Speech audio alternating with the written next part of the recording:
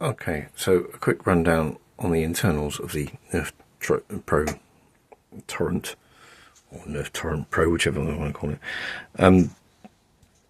Okay, unsurprisingly, plunger tube, trigger mechanism, priming bar, etc., etc. But looking at things,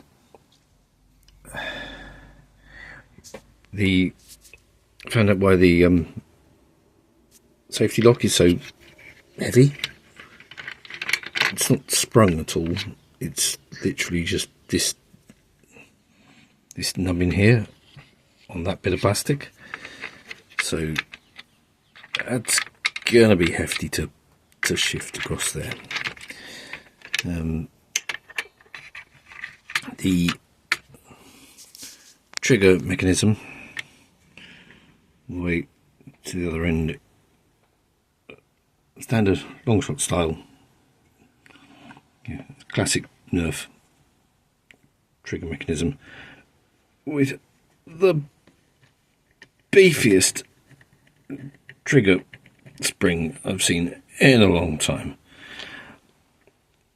Does it need to be that heavy? I don't know. I mean, given that we often complain about the weak springs on Nerf's blasters, so and the plunger tube is it's a floating head plunger tube with that's the length of the entire tube, just under 9 centimeters, and you've got the plunger head in there, so it's not going to be a big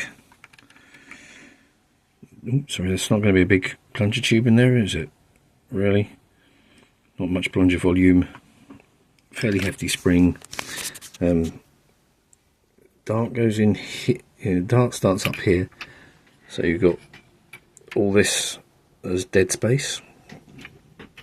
The barrel is plastic, and I don't know if you can see, but it's clearly simply cut. There's actually slightly rough on the inside there, at both ends. You can actually see there rough edges, which is not going to be great for your performance. That's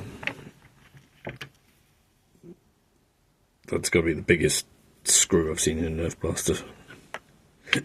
That's the one that goes through the trigger mechanism. I wonder whether they found that was a weak point. Partly because they've got this massively heavy spring here.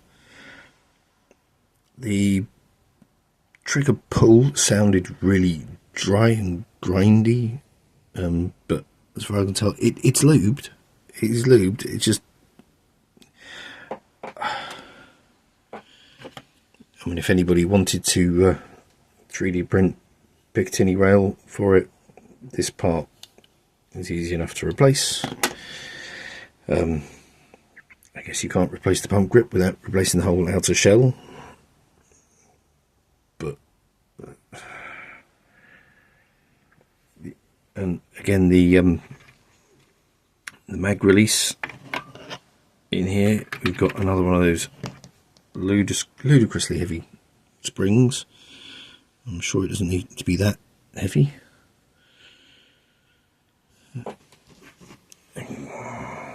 I don't know if you can see, there's some, I don't know what's going on here. I don't know what this arrangement's for, because that's the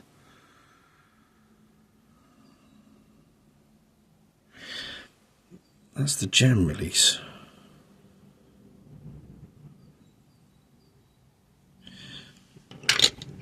The priming sled is only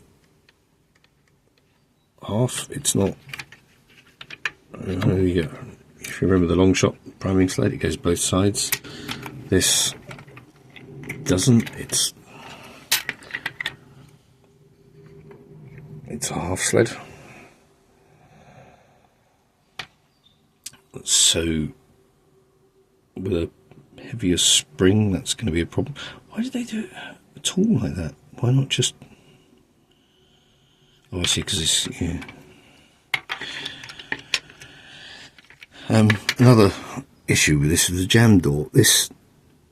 Trying to open the jam door with this nub in here is ridiculous. You've literally got to get a thumbnail in there. Looking at this, there's no real reason you couldn't have had a bigger thing here. I suppose maybe it would have interfered with this, but there's something more to it. It's really difficult to get that open because, again, it's not sprung. You just have to force the plastic past the plastic. And this is your eyewear required, which is a little plastic piece you can pop in and out, sand it off if it annoys you. So yeah, internally, not that impressed with it either. So yeah, I'm sure it would be better if we put a metal plunger tube in it, or remove those burrs from it. Could probably do with weaker catch springs. I don't know, it's an odd one. I know it was Nerf's second wave of Pro blasters, and the first being the X-Strife, which was an interesting foray, but this, it's got so many design issues. Anyway, wasn't meaning to just gripe about it, but there you go.